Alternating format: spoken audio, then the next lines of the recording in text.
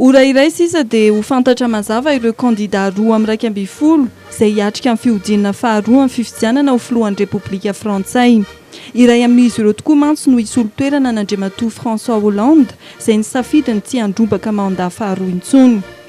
François Fillon avy amin'les Républicains, Marine Le Pen avy amin'ny Front National, Emmanuel Macron avy amin'ny Hetsika En Marche, Jean-Luc Mélenchon avy amin'ny La France Insoumise, Benoît Hamon avy amin'ny Antoko Socialiste, Nicolas Dupont-Aignan avy amin'ny Hetsika Debout la France, François Asselineau avy amin'ny Union Populaire, Jean Lassalle avy amin'ny Résistant, Philippe Poutou avy amin'ny Antoko Manohitra ny Capitalisme, Jacques Cheminade avy amin'ny Solidarité Progrès ary Nathalie Arthaud avy amin'ny Lutte Ouvrière.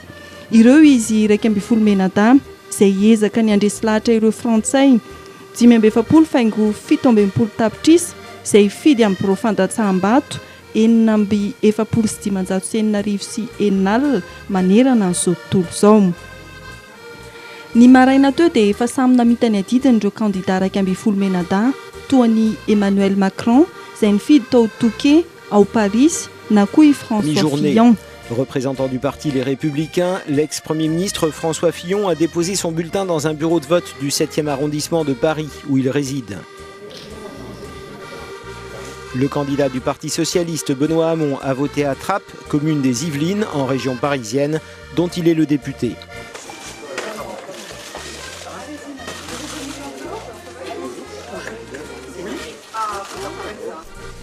La présidente du Front National, Marine Le Pen, a voté dans le nord du pays, à Hénin-Beaumont, l'un des fiefs de son parti. 429.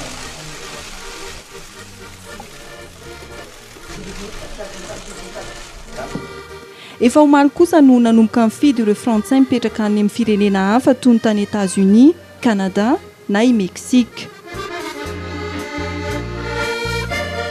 Tsy very anjara koa nefa ireo Frantsay teto Madagasikara satria dia mpifidy 2,000 mahery ny voasoratra anarana ary hatramin'ny 12 oratoandro dia nahatratra 703 ireo tonga mifidy amin'ny Bureau fandatsaham-bato 17 manerana ny nosy.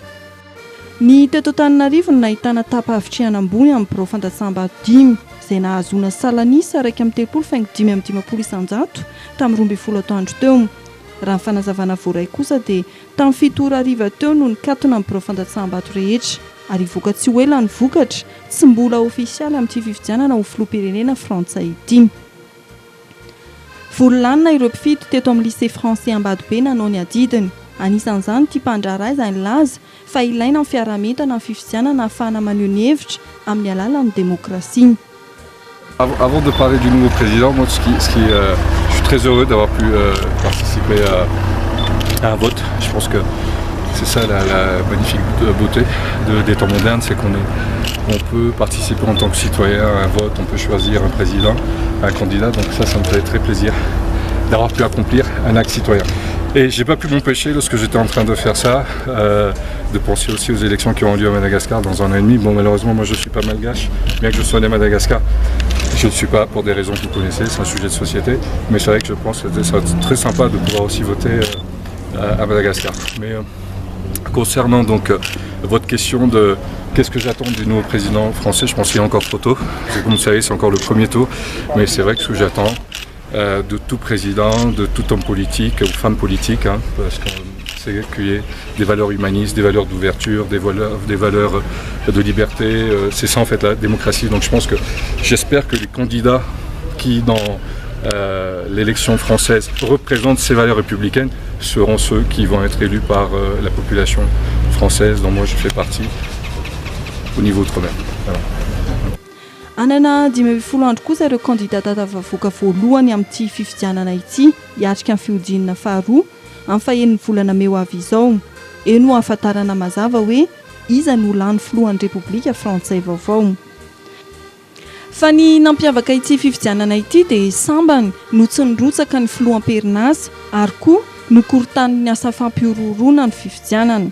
Antony nananany fisian'ny fanjakana Frantsay ny fiarovana ireo birao fandatsaham-bato.